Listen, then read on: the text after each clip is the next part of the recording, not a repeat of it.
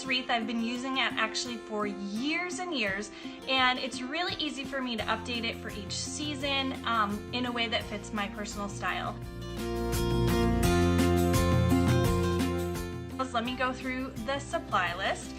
You're gonna need a grapevine wreath, a small package of burlap. You're gonna need some scissors and a hot glue gun, some string or twine. I'm using a heavy duty, this is actually upholstery thread, but any kind of thread will work for straight pins that I'm gonna use later on in the tutorial. So I've got my wreath. I'm gonna put that to the side, and I already, to save us a little bit of time, I already cut strips of the burlap in about 4-inch, it's about 4 or 5 inches. I kind of eyeballed it.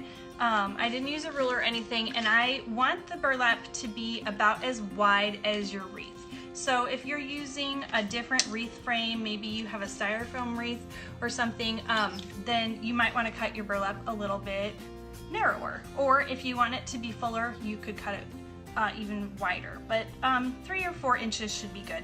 I went ahead and cut 3 strips at that length, and so that we're all ready to go.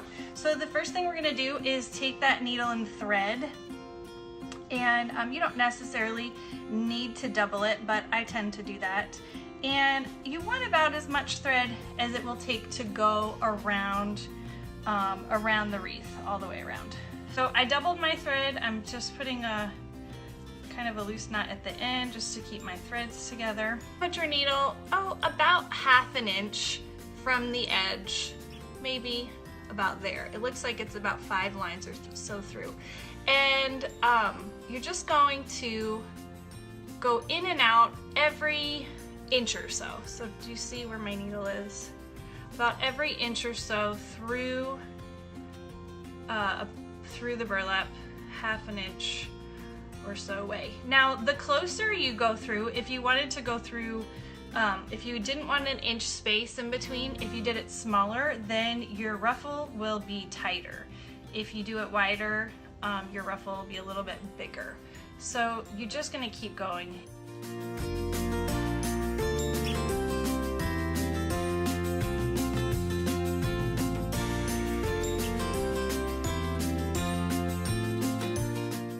So I've gone all the way through this strip of fabric. Holding on to the very end and my knot, I am going to push the burlap down, and you'll see that it's starting to gather. And it's okay, it's not gonna be like amazing at first.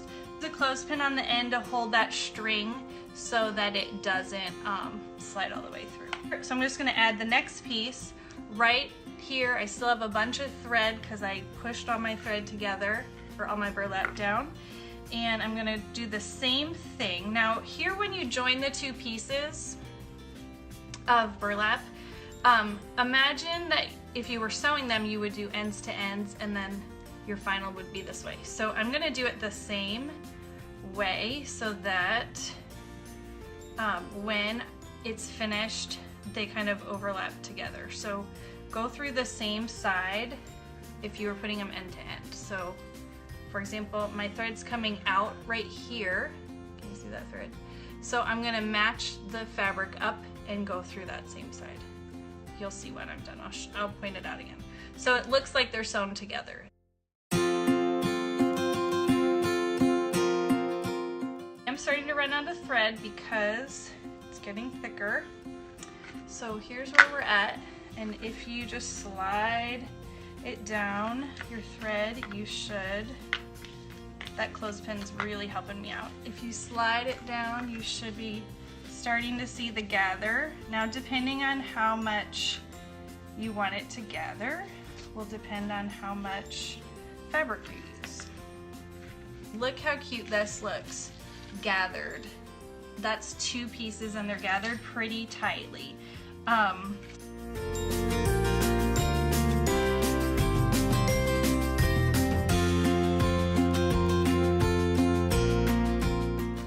Okay, so I made it to the end of my thread. I really am right here at the needle.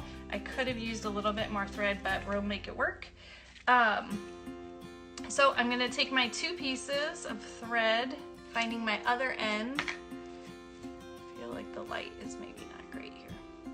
Here's my 2 pieces of thread. I still have my needle on because I don't want to lose it, and I'm just going to tie them together in a knot.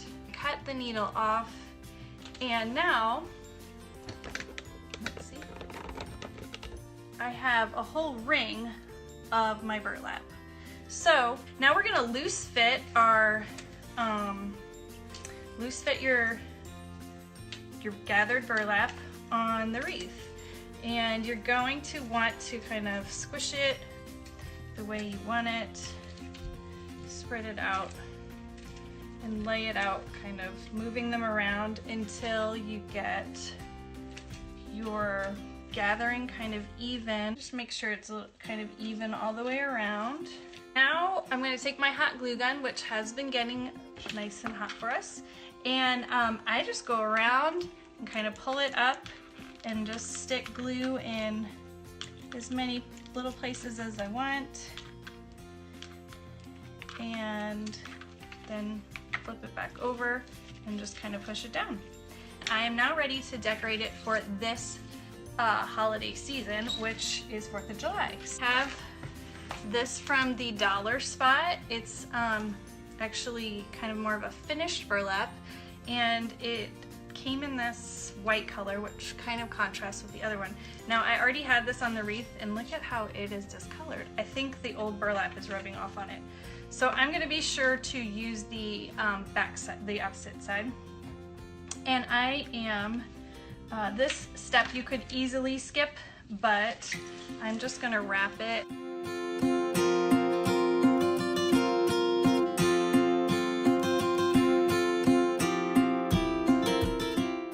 I just kind of overlapped here in the back, and I'm just going to use a straight pin to secure that on there. Okay, so let's see.